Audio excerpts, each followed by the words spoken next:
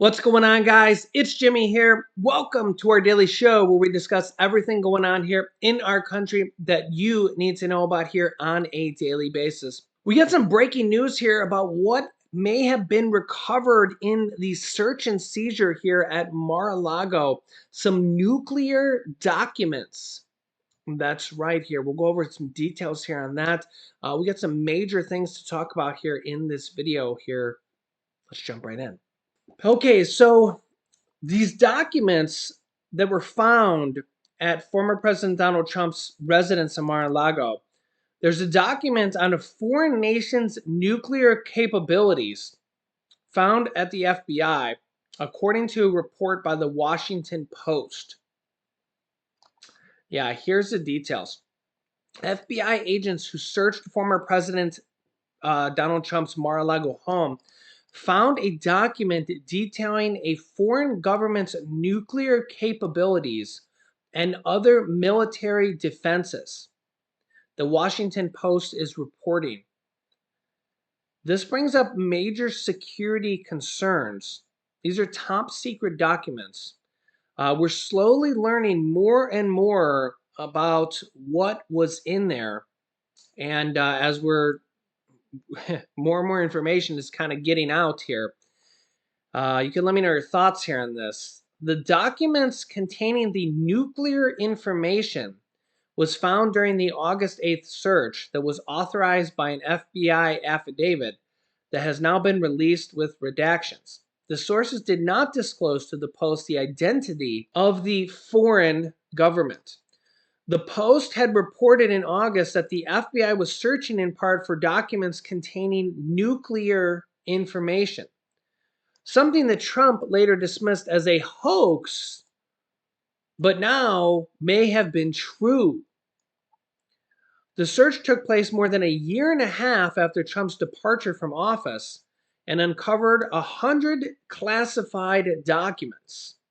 This comes after the 300 documents that they got returned back to the archives previously months ago as well. Some of the documents seized by the FBI in its raid of Mar-a-Lago were reportedly cleared on a need-to-know basis rather than being open to specific members of the government with high-level security clearances, according to sources who spoke to the Post. Documents at the same level of security as the ones flagged by the Post sources are normally locked in a secure facility where their location is able to be tracked. That's how top-level security clearance some of these documents are. The 100 found the top secret documents during the Mar-a-Lago search were added into a total on top of 300 classified documents that have been retrieved since Trump left office in 2020. Here is former Defense Secretary William Cohen. He is a Republican, former Defense Secretary of the United States. You could see here, he's an American lawyer, author, and politician from the U.S. state of Maine. He's a Republican who served as both the member of the U.S. House of Representatives and Senate. He served as Defense Secretary underneath President Clinton. So even though Clinton was a Democrat, this guy is a Republican. Here's what he has to say. Secretary Cohen, let me ask you a simple question. If you had tucked even one top secret document into your briefcase when you were Defense Secretary and taken it home with you, what would have been the consequences? Well, if I had still been in office, I think the consequences would have been limited. But the practice was for me never to take anything home. Every time I touched a top secret document in my office or in the car, the limousine taking me to the office, it was always under watch of someone in the car, and I had to turn it over immediately upon going into the Defense Department. So I might have had a document at my home, provided there was someone there to take it back to the Pentagon where it could be safeguarded. But once I left the Pentagon, there was no taking anything home. And so what is your reaction when you just hear the details, the list of the hundreds of classified documents, the latest reporting from the Washington Post that Donald Trump, now a private citizen out of office, had all this at his beach resort in Florida?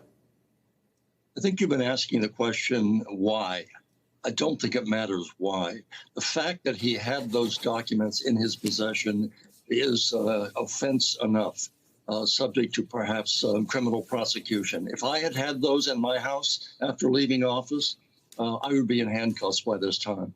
And so I think the Justice Department has gone out of its way to show deference to the former president, that no other president in the history would have behaved in this fashion or had behaved in this fashion. So I think the Justice Department is going about it very methodically, very deferentially. I think that time has come to an end. I go back to the January 6th committee, where it was Judge, I think his name was Luttig, a very conservative judge. He said that Donald Trump was a clear and present danger to democracy. That is confirmed over and over by these revelations. The notion that the former president had documents, highly classified documents in his possession in unsafe circumstances or any circumstances, puts our nation at risk, potentially. So I think there's no justification. There's no way they can say, oh, it was a mistake. I think that's been disproved, and anyone who says that, I think, is flat out lying. So let me know your thoughts there in the comments. What do you think is going to happen with this? A Florida judge did just grant Trump a special master. So a special master will come in here to intermediate with parts of this. Donald Trump will get to pick who the special master. He'll get to pick at least from a list. So in essence, he will get to pick who the special master will be. So he gets to nominate from a list of people who the special master will be. So, yeah, you can see here. Cannon, the judge, gave Trump and the Justice Department until Friday to team up, directing them to meaningfully confer and jointly submit a list of proposed candidates to become the special master. It's not clear how the timeline will play out. So this is definitely a win for the Trump team. You can let me know your thoughts on that as well. I'll keep you up to date here and everything going on. Another major thing Congress has to work on right now is government funding. Something they have to do every year, which is a little bit ridiculous. I've talked about this several times here in past months and years. Stopgap funding bill to dominate September agenda, including pandemic aid, energy permitting, and other proposals loom over negotiation, and what they might bundle into the stopgap government funding bill for billions and billions of dollars, which is what they typically tend to do, is bundle in other things into the government funding bill, which is what they're planning on doing as well this year. The White House has requested $47 billion in emergency supplemental funds to pass a stopgap spending bill to avoid a partial government shutdown on October 1st. Democrats want to see if they can get enough support from their own side to attach an energy permitting legislation sought by Senator Joe Manchin, known as a continuing resolution. Energy permitting would possibly help the oil and gas industry and also the green energy industry as well, potentially lowering gas prices. Manchin and Democrats leaders promised to move the permitting measure before September 30th. It'll be difficult. It's a tight timeline. Conditions that led him to vote on the Climate, Health Care, and Tax Reconciliation Bill, the Inflation Reduction Act. But no decision has been made to attach it to the funding bill yet. Both parties say they want to avoid a shutdown, but getting that across the finish line, we'll see, right? Democrats will likely ask for additional money in there for all sorts of things. Republicans are asking for a clean stopgap, which means no additional money for anything. This particularly applies to pandemic funding. The White House previously asked for $22 billion in emergency funds for the pandemic. Republicans rejected it and rejected additional pandemic-related funds last year, arguing the administration should repurpose the hundreds of billions of dollars in appropriated aid that had not been spent or obligated. And we did not see that. And that is also part of the reason why new COVID tests, free COVID tests, are coming to an end. If you haven't gotten your last one, go to covidtests.gov, covidtests.gov, not .com.gov. You can get up to 3 tests now for free, but they're coming to an end because the government has ran out of funding for that. So keep that in mind. So they're going to try to get more funding. Maybe they can reallocate some money later on if they choose to. But as of right now, they're trying to get new funding for that. I'll keep up to date on this. Based on the latest compilation by the Committee for a Responsible Federal Budget, about $670 billion in pandemic aid passed by Congress remain unspent or uncommitted. So there you go.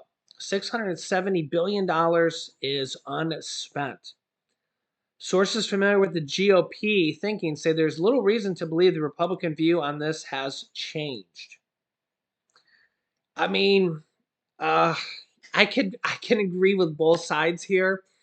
I can actually agree with the Republicans here that if there is $670 billion that's there, do we need to spend more money? I can agree with them here. Biden's requesting $22.5 billion more. And they diverted $10 billion from other accounts to purchase vaccines when stocks were running low. So, I mean, I do agree with the Republicans here. I mean, why keep spending more money if we have $670 billion available? So this is money. So it looks like they've used some of the money here because at one point there was $800 billion there. So it's now $670 billion. There was also $100 and some billion in the education fund. I don't know if that would be in addition to that or if this is the total. It's hard to tell with these type of things here. But as of right now, there's $670 billion unspent. And then this is billion, not million, guys. Billion. That's a lot of money. Yeah, so I mean, again, you could let me know your point on this, but this is money that's already allocated and already been approved by Congress from the stimulus package 1 and 2 underneath Trump and stimulus package 3 underneath Biden. And this doesn't even count the Inflation Reduction Act because none of that was stimulus money, and that actually reduced the deficit. It was a negative bill. It actually spent a negative amount in that bill because it's fully more than fully paid for, if that makes sense. The way it has pay fors in there by making corporations pay a minimum tax and so on and so forth in there. It's actually going to reduce the deficit by about $300 billion. So, so there's actually a lot of money left over. And remember that former President Donald Trump did back in 2020 before the election, he did an executive order to use some of the leftover stimulus money for an executive order check to millions of unemployed Americans right before the 2020 election. The disaster relief funds, which was kind of stimulus money that was just sitting there. It was already approved by Congress, and he did an executive order to say, let's send this money out to Americans. And again, you could choose whoever you want to send it out to. He chose unemployed Americans at the time because the unemployed bonus checks had ended a few months earlier. Okay. Now, the current president, President Biden, just did an executive order to send out $10,000 to $20,000 of student loan debt relief to 43 million Americans. Okay. Now, they don't really have to print money per se on this because it's government debt. So it kind of just gets wiped off the book. It's not like they're sending out checks to 43 million Americans. They're basically just saying, okay, we wipe off your debt, we subtract it from your balance, or your balance goes to zero for some people. So they're not really like sending out checks per se. So it was really, it's an easy thing for the government to do for a lot of those people. But if you look at that executive orders by both Trump and Biden, Trump back in 2020 before the election, Biden here in 2022 before this election, Biden's not up for re-election here now, but they both did executive orders. Now the Republicans are thinking about maybe potentially challenging this. The Democrats could have challenged that executive order. I still maintain, I think it would be a mistake to challenge either of them for either party because a lot of people out there need help. And I mean, we're America. We're Americans. We should be happy for our fellow brethren, our fellow neighbor, right? It's literally what it says in the Bible. So, and neither of them helped me. Neither of them helped me. So you can let me know your thoughts here in the comments. But if we looked at all these different type of programs that have been going on, some check 1, 2, 3, paycheck protection program, unemployment program, student loan forgiveness, 31 different states sending out state stimulus checks, property tax checks, renters checks, tax reductions, and food stamp, food assistance programs going on right now, and all these different type of programs, rent assistance, mortgage assistance, utility assistance. There's so many different programs that I'll keep you up to date with. There's really a lot, and I'll keep you up to date with all of them going forward.